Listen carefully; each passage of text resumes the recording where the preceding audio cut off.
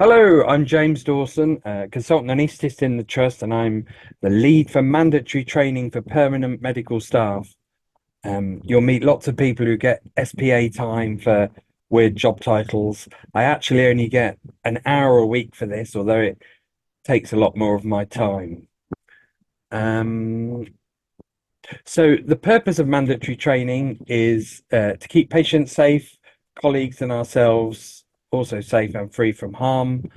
Um, there are different types of topics or where the topics come from. There are national topics which all NHS organisations need to complete. There are topics which are important to NUH, which are usually related to incidents or coroners' investigations. And then there are topics which are generally are role-related topics, and that's all to keep us all working and practicing safely and up to date. The trust follows the Core Skills Training Framework, or CSTF, which is a statutory list of topics that all NHS employees need to complete on a cyclical basis.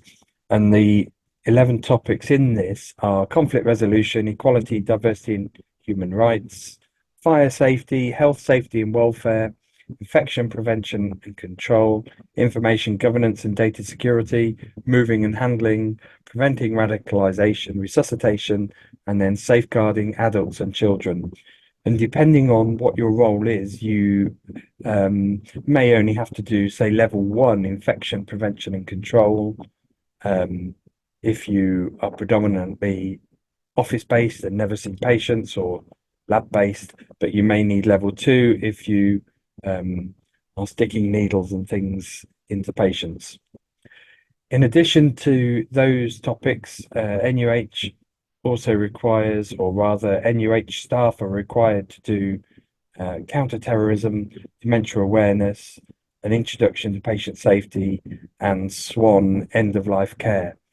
And you'll need to do these irrespective of your specialty. So we have neonatologists who don't want to do a dementia awareness, but this stems from a coroner's case and dictated that all staff should have an awareness of dementia, whether they're actual patients or not are likely to suffer from it. And then we've got the role related components such as safe use of insulin, blood transfusion, things to do with radiation, consent, etc., which will be allocated to you based on your role. And this is where there'll be differences between individuals. So I'm unaware of anyone being disciplined for not completing their mandatory training, but a new platform is being rolled out where line managers and heads of service will be able to see what their staff's compliance is like. And if there's ever an incident of patient harm or a complaint, GMC investigation, etc., then an individual's mandatory training record could well be looked at. That's not a threat. I think it's just the way it is. At NUH, we use the Electronic Staff Record, or ESR, as the central platform and to access your mandatory training. You also use it to access your payslips and some pensions information. I'm going to show you this in a minute. You can access ESR from a work computer or from home or from a smart device. A word of warning though, if you're doing mandatory training, only use the browsers Edge or Chrome, not Internet Explorer or Safari, because some training doesn't register as complete on those platforms, browsers. So if you want to maximize your success rate, use Edge or Chrome. The learning platform within ESR is called the Oracle Learning Management System, or OLM. And the majority of training, mandatory training, is e-learning, so it can be done online. However, there are some modules which are face-to-face. You can still book these online, but the modules themselves will be performed at a venue face to face. And these are level 2 resus, level 2 fire, which I suspect most people won't need. Most people seeing patients, living patients, will need level 2 adults or children, depending who they see, maybe both. And then moving and handling level 2. If you are lab based, you only need level 1. If you are seeing patients, you need level 2. So let me close this screen. Oh.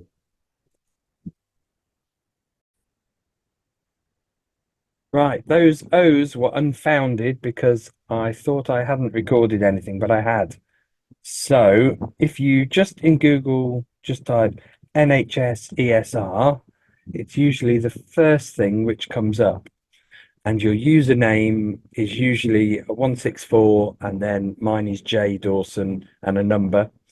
I'll log in, and this is what you'll generally see, and your initials will be up here, and you can go to my ESR portal. And this is the main screen on ESR, and you can see up here payslip information.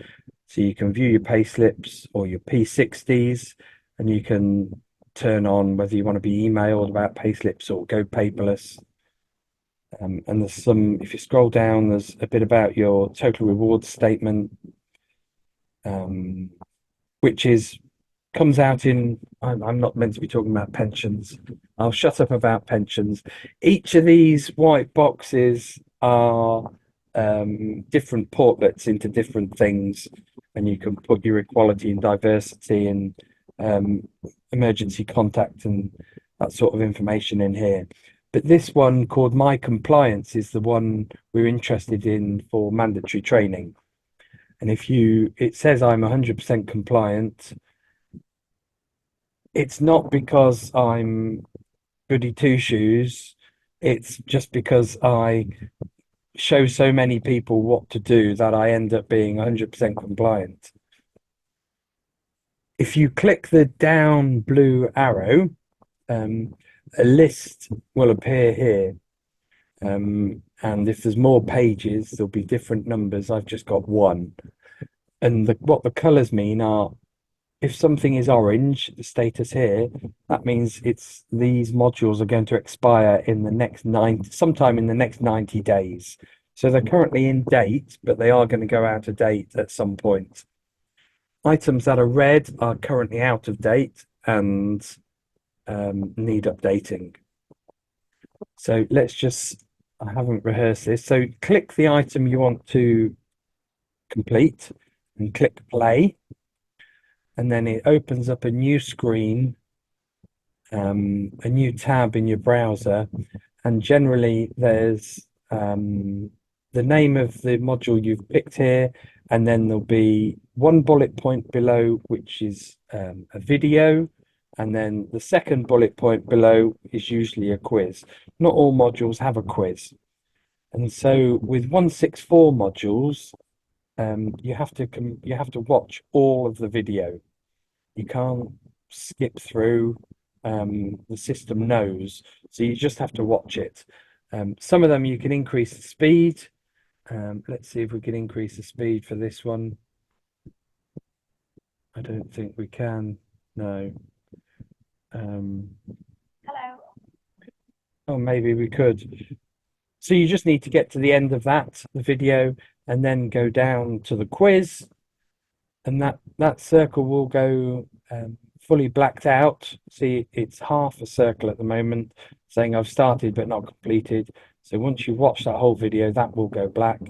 And then here's the quiz. I think you get 3 attempts mostly at the quiz. You just start it, and then when you finish the quiz, you would click finish. But I don't want to lose one of my attempts, so I'll go back to the video. And then as long as you've passed the quiz and done the video, that's good. But you need to then make the system register that you've done that. And so you have to click this home icon in the top right and just wait. And you can see that, well, the wheelie thing was spinning at the top. Don't close that tab until that spinning wheel has stopped or that extra tab has closed, or it won't register that you've completed. So ideally, we only want people to access their training through this portlet. Now, what you can do is if you click on the My Compliance and Competency on the left, and I'm doing this from home, so you can see I can access all of this from home. Here we can see a list of all the modules that are allocated to my name and my dashboard. So if you wanted to look specifically when things were completed or when they're going to go out of date, you can look here. Things in blue, so the same color coding system applies. Things that are orange or yellow are going to expire in the next 90 days. And now we can see that my safeguarding expires on the 31st of May 24. And this has got a green flash here now because we've started this, but not completed it. And safeguarding is a funny one. Although there are 3 modules for adults and children, the package is actually just one package. So when I'd done that whole video and that quiz, and if I passed, all 3 of these would go green. I don't have to do 3 different things. So green obviously means the modules are in date. Red means out of date. And blue means it's something I've done in the past, but I no longer need to do. So this was safe use of nasogastric feeding tubes. I've probably done that because to help show someone what to do, and I didn't need to do it, and that's just gone blue. You can navigate back to the main screen with either home or portal, and that essentially is it. Sometimes you will click on a module to update and the play won't be enabled, it'll be grayed out. And that means you've been unenrolled from that module, but we won't worry about that today. That's for another time. The learning team do put on training for new staff on a Monday morning, and I will send Matt, excuse me, I've got whooping cough. I will send Matt the information on how to access that. But any problems with mandatory training, the learning team are very helpful. Telephoning them is best on extension 79595, or you can email them at learning@nuh.nhs.uk. But generally, phone them in the morning is better. You'll get things sorted. You should be issued with your ESR login number already. And if you have password issues, there's a self reset function. Else contact the learning team. I think that is about it. Thank you very much. And enjoy your time as a consultant. And remember, you're never alone. There's always someone around to ask, and it's not a sign of weakness to ask for help. I'm 12 years on as a consultant, and I still speak to my colleagues and say, what on earth do I do with this patient? It's very common. Thank you.